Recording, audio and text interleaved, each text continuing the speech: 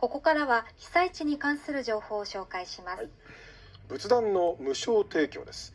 豪雨で仏壇が流されるなどした被災者に、熊本市の仏具店が小型の仏壇などを無償で提供する支援を行っています。